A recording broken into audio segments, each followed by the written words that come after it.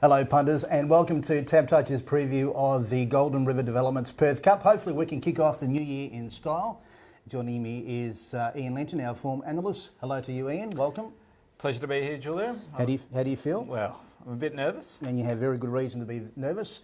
We'll retrace our steps. 2 weeks ago, previewing the Cock Stakes, Ian made the gallant, brave, stupid, senseless, some might say outlandish statement that Elite Bell could not win the Cock Stakes.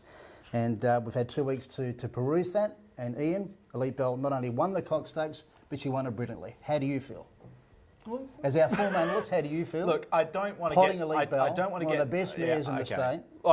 Believe me, after that victory, I'm convinced that Elite Bell, that is one of the greatest preparations we'll ever see. Beating Barracky over 1,200 metres and capping it off over 2,100 metres with the Cock Stakes victory.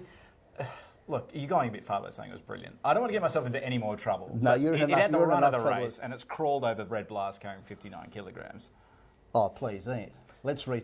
Ian, this is your chance to get back on good terms. No, you're right. This is your chance to get back on good terms. Elite Bell is an outstanding performance. You potted her. I said it. You prepared to pot her. Just... And you said it too also that if Elite Bell was victorious in the Cock Stakes, yes. you would drink poison milk and then a frozen burrito. Frozen. And we've been inundated with calls as well. We've had SMSs, we've had text messages, we've had emails, we've had at least 2. And I'm willing to do it. Okay, so here we go. Ian, frozen burrito and poison milk. Here we go. Thanks very much, Matt. First off, there we go. All legit too, viewers. There we go. Branding as well, just to have that extra impact. And here's the frozen burrito, which looks terrible. And it's been in the kitchen, the TABtouch kitchen for about 2 weeks. But there you go. You're a man of your word. Oh, I am. Frozen burrito and poison milk. And this is as a result of Elite Bell winning the Cock Stakes.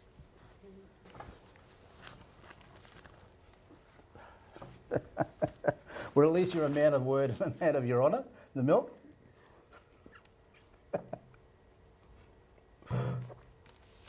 Not good. Not good. And it shouldn't be good too. That should be your punishment. Thank you very much.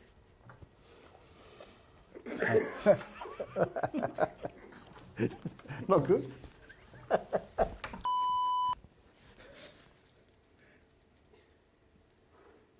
Well, how did that go, mate? Yeah, worse than I expected. Yeah. I've waited 2 weeks for this. I know you have. There was no more happier person when Elite Bell crossed the line. Yeah.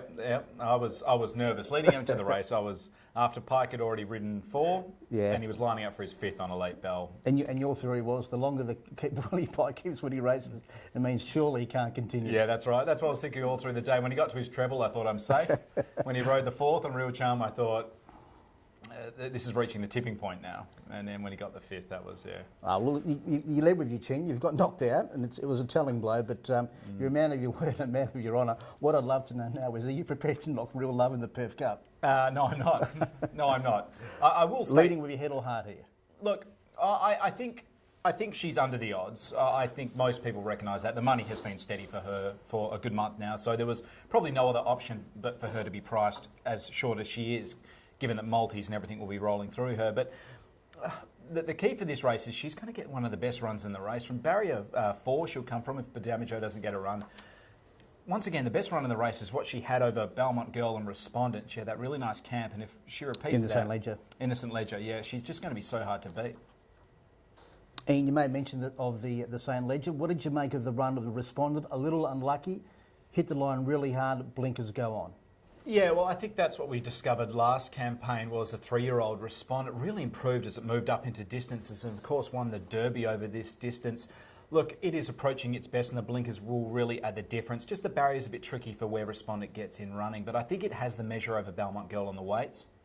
Now, there has been a lot of support for Kirov Boy. Brilliant win in the ATA handicap.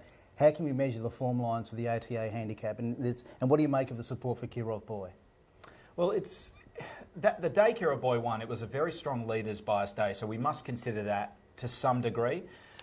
But the same token, a lot of the other gallopers that were in 2nd and 3rd in that race really surrendered quite badly. So Kirov Boy can do that when it finds its rhythm. We know what it's going to do, and Danny Miller will take the race on at some point. Now, it's just a matter of whether it can maintain that momentum and whether it's receiving pressure from anything around it. In one stable in terrific form at the moment is Daniel Morton, and so too Red Blast.